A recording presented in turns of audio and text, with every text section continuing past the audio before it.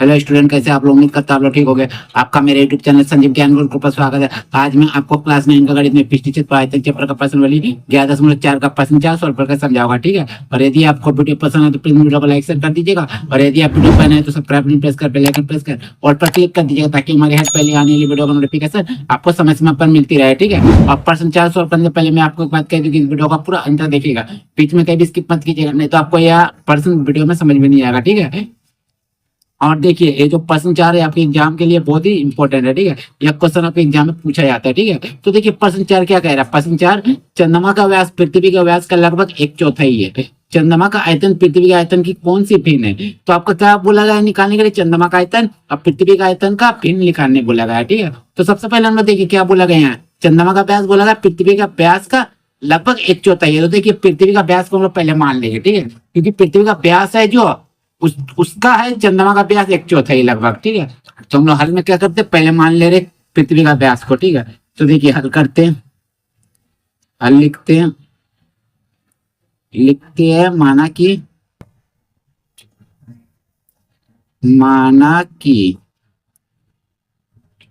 पृथ्वी का व्यास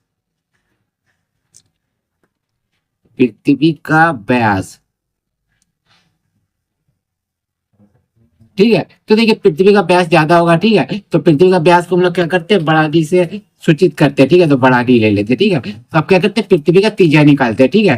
तो इसीलिए त्रिज्या क्या हो जाएगा, पृथ्वी का त्रिज्या क्या आता है, व्यास का आधा, ठीक है। तो इस डी बटे का कर दे रहे 2 कर दे रहे, ये तो हो गया पृथ्वी का व्यास, ठीक है। अब देखिए क्या करेगी, चंद्रमा का मैं व्यास निकालूंगा, तो इसीलिए चंद्रमा का व्यास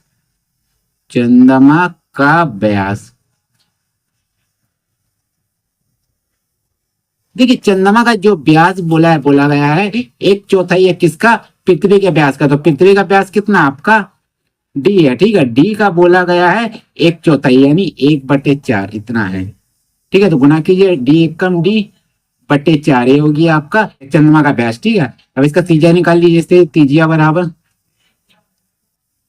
त्रिज्या, देखिए इस त्रिज्या को आप बड़े आर से सूचित कीजिएगा, क्योंकि आपका बड़ा डी है, ठीक है। इसको हम लोग चंद्रमा का व्यास को त्रिज्या को छोटे आर से सूचित करते हैं, ठीक है। तो चलिए आप देखिए, तो हम लोग त्रिज्या निकालने का करते हैं, व्यास को आधा करते हैं। तो चंद्रमा का व्यास कितना है, D/4 है, तो D/4 लिखिए और उसका आधा इतना। चलिए तो देखिए आपका मेन बट्टा क्या ए वाला है, ठीक है, क्योंकि D/4 था एक साथ, ये मेन बट्टा है। और डी ये 2 नीचे है, ठीक है। इसका नीचे कुछ नहीं मतलब 1 है, तो इसको हम लोग कैसे लिखेंगे, D/4 लिखेंगे, ठीक है। मेन बट्टा चूंकि ए है तो एक ऊपर चल जाएगा, गुना करिएगा, एक ऊपर नीचे 2, ठीक है। तो आपका कितना आ जाएगा, डी से का गुना का D/4 दूनी 8, ये आ गया आपका त्रिज्या चंद्रमा का, ठीक है। चलिए D/8, ठीक है।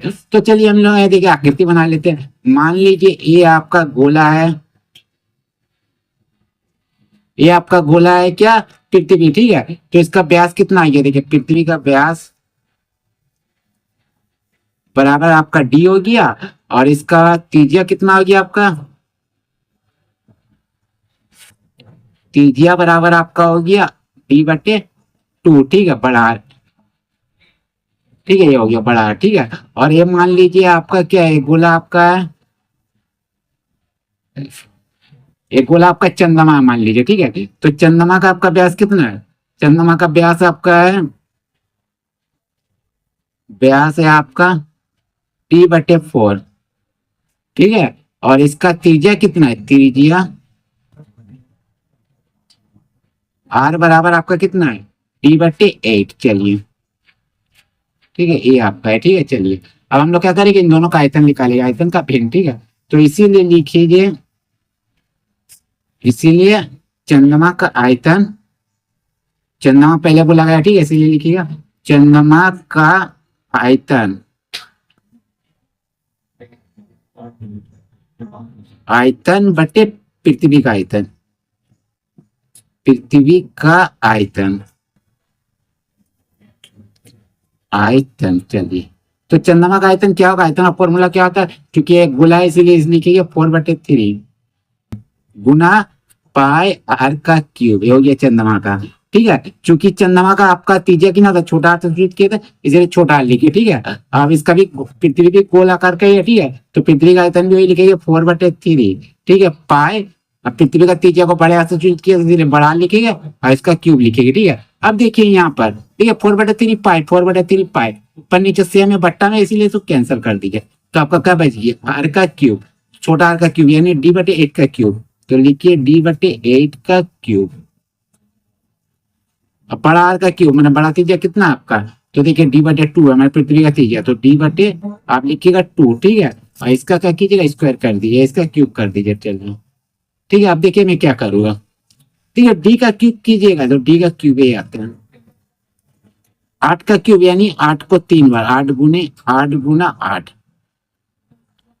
फिर बट्टे पे डी का क्यूब कीजिएगा, डी का क्यूब ये होगा, ठीक है। चलिए डी का क्यूब ये होगा, ठीक है। और 2 का क्यूब कीजिएगा 2 गुना 2 ये आएगा, ठीक है आपका। चलिए अब देखिए मैं क्या करूंगा, देखिए d/3 को ऐसे लिखिए, ठीक है डी का पावर 3 को ऐसे लिखे, ठीक है। उसके बाद 8 गुना 8 बट्टे में उसको ऐसे लिखे, ठीक है लिख दिया। फिर देखिए मेन बट्टा आपका ये है, इसीलिए ये जो आपका 2 ऊपर चल जाएगा गुना में, ठीक है 2 गुना 2, फिर बट्टा d3 आपका नीचे आ जाएगा, डी का पावर 3 ये आपका नीचे आ जाएगा, ठीक है। क्योंकि मेन बट्टा ये और इस प्रकार का आपका भिन्न रहता है तो इसको हम ऐसे से आते हैं, ठीक है। पहले तो सेम भिन्न को ऐसे लिख देते हैं, फिर जो मेन बट्टा है बोल के ए ऊपर चल जाएगा, ये डी का पावर 3 नीचे आ जाएगा, ठीक है। तो डी का पावर 3 सेम है तो काट दीजिए, ठीक है 2 गुने 2 4, 4 दूनी 8, 8 तीनों और एक 8 काट दिए, ठीक है। तो ऊपर कुछ नहीं बचा मैंने 1 बचा, एक कम एक, यहाँ कुछ नहीं मैंने 1, यहाँ भी 1 है, ठीक है। तो एक कम एक बटे 8 64 माने 1/64 ये हो गया, ठीक है। तो हम लोग यहाँ लिख सकते हैं अतः चंद्रमा का आयतन, अतः हम लोग लिख सकते हैं अतः चंद्रमा का आयतन जो है पृथ्वी के आयतन का, पृथ्वी के आयतन का क्या आपका आयतन का 1/64 है, इतना भिन्न है आपका, ठीक है 1/64, ठीक है। मैं चंद्रमा का आयतन पृथ्वी का आयतन कितना 1/64 है, ठीक है। ये आपका फाइनली आंसर हो गया, ठीक है। चलिए तो भिन्न में ये आपका आएगा 1/64, ठीक है। तो उम्मीद करता है वीडियो आपको पसंद आया होगा, ठीक है। यदि आपको मेरी यह वीडियो पसंद आया तो प्लीज मेरे वीडियो को लाइक से सब्सक्राइब कर दीजिएगा, और यदि आपको वीडियो समझने में कोई कष्ट हो तो मुझे कमेंट कर सकते हैं, और यदि आपने इससे पिछले दिया वीडियो नहीं देखा है तो मेरे डिस्क्रिप्शन के प्लेलिस्ट पर जाकर देख सकते हैं, ठीक है। तो फिर मिलते हैं एक नए वीडियो के साथ, धन्यवाद।